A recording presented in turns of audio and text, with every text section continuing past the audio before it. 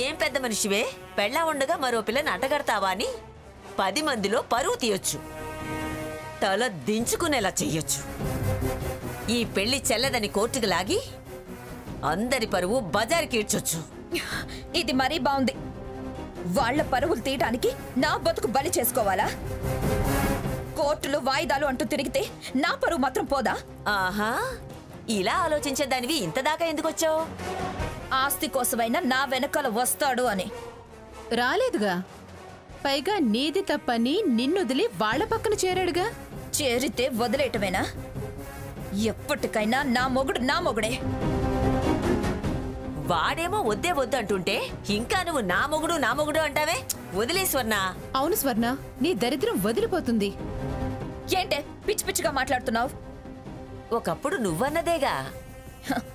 అప్పుడెప్పుడో ఏదో కోపంలో అంటే అదే మాట మీద స్టిక్ అయి ఉంటాననుకున్నారా? సాకేత్ నా భర్త. ఎవ్వరు ఆశించినా ఊరుకోక ఇంక నువ్వు చేసేదే ఉంది. అటు తల్లి నీ తోడబుట్టింది, నీ మొగుణ్ణి పెంచి పెద్ద చేసింది, అంతా దాన్ని సమర్థిస్తూ సాకేత్తో ముడిపెట్టాలని చూస్తుంటే, పైగా ఆ పిల్ల గాజులమ్మ దర్శనానికి వెళ్ళి అనుకున్న కోరిక వినిపిస్తే ఇంకా నీ మొగుడంటావేంటి? ఖచ్చితంగా దాని మొగుడై తీరతాడు. నా ప్రాణం పోయినా దాని సొంతం కానివ్వను. వాళ్ళు కావాలని ఒకరికొకరు అనుకుంటే నువ్వేం చేస్తావే? ఏదైనా చేస్తా, ఎంతకైనా తెగిస్తా.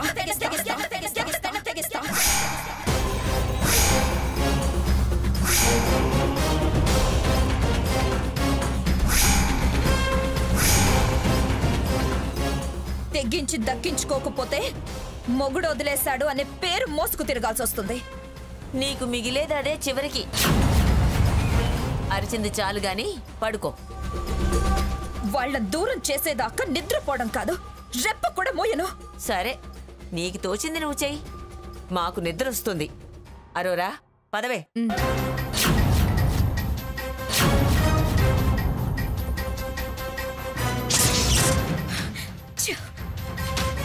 వీళ్ళకు కూడా నేను లోకువైపోయాను. వాళ్ళ ప్రయాణం ఆపాలి, లేకపోతే వీళ్ళన్నట్టే జరుగుతుంది.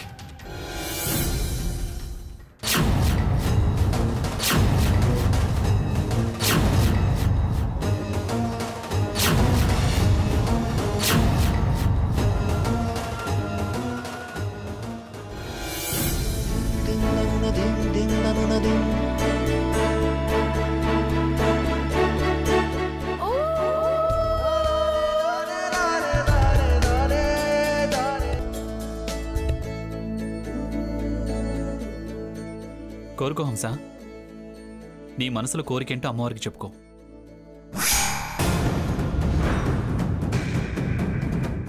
సిగ్గు లేకపోతే సరే, కట్టుకున్న దాన్ని వదిలేసి దీనంటే వచ్చి ఎంత బాగా కోరుకో కోరుకో అంటున్నాడు.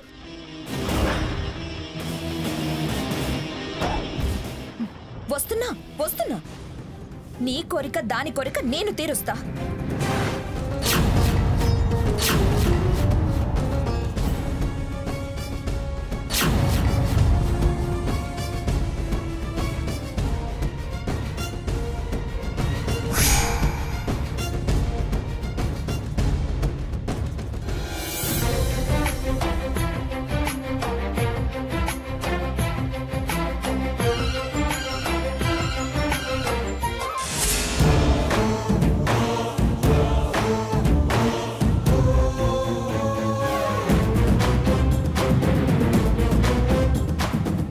వీటిని చూస్తే సీత ఎంత సంతోషిస్తుందో.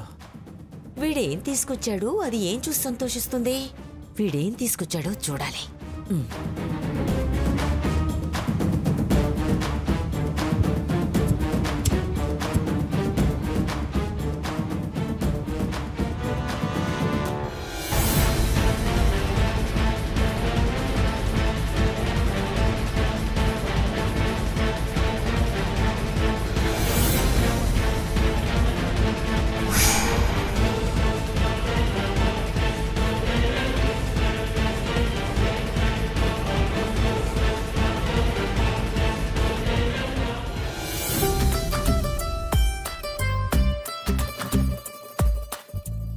సీత, ఏంట్రఘు ఏదో దాస్తున్నావు? అబ్బే ఏం లేదు ఏం లేదు. ఆ చెయ్యి ఆ వెనకాల దాచిన చెయ్యి. ఇదా ఏముంది? ఆ చెయ్యి చూపించు. అబ్బా ఏం లేదు ఏం లేదు సీత. రెండు చేతులు చూపించు. ఇదిగో ఏం లేదుగా. లేదు ఏదో ఏం ఉంది. లేదు. రఘు అరే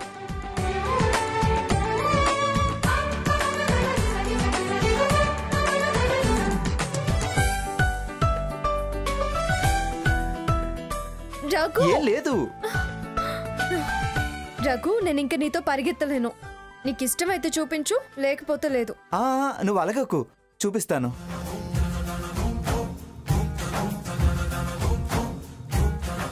నీకు గిఫ్ట్ ఇస్తానన్నానుగా, అదే ఇది.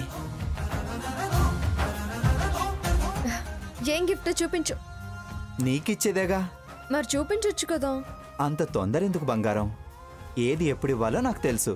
ఇచ్చేటప్పుడే చూపిస్తాను. ఇప్పుడు చూపించకూడదా? అదేగా అర్థం. పండగ సంతోషం, గిఫ్ట్ ఇచ్చిన సంతోషం కలిపి అప్పుడే చూడాలనుకుంటున్నాను. అయితే ఓకే. నీ కోరిక నేను మాత్రం ఎందుకు కాదనాలి? అలాగే కానివ్వు. సీత, ఎంత ఓపిక పడితే అంత థ్రిల్. సరే అన్నానుగా. అమ్మా సీత. తాతయ్య గారు. మీ అమ్మ పిలుస్తుందమ్మా. వస్తున్నాను. సరే, దాన్ని జాగ్రత్తగా లోపల దాయి.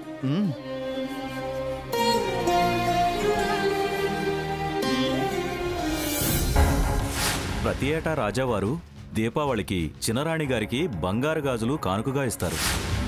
అక్కడ గాజులే, ఇక్కడ గాజులే.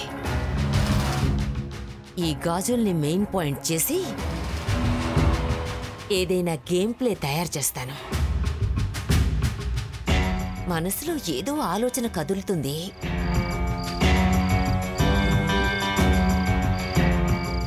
ముందా బ్యాంగిల్స్ ఎక్కడ దాచిపెడతాడో చూడాలి.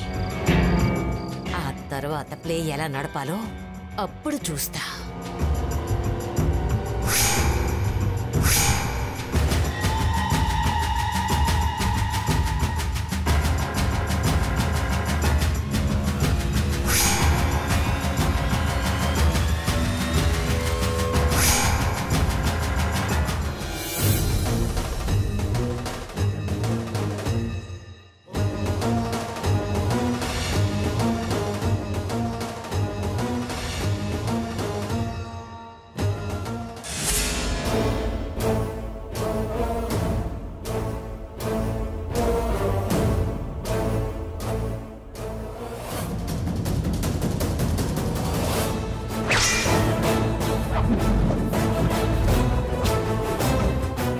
కట్టుకున్న మొగుడితో తిరిగినట్టు ఎలా తిరుగుతుంది? ఎంత బాగా ప్రదక్షిణాలు చేస్తుంది. అది ఎట్టి పరిస్థితుల్లోనూ అమ్మవారికి హారం వేయడానికి వీల్లేదు. ఇంత దాకా వచ్చాక ఇక నువ్వేం చేస్తావే? ఎంత దాకా వచ్చినా అసలు విషయం ఆ గాజుల హారం వేయటం కదా. అది అమ్మ మెడలో పడకుండా చేయాలి.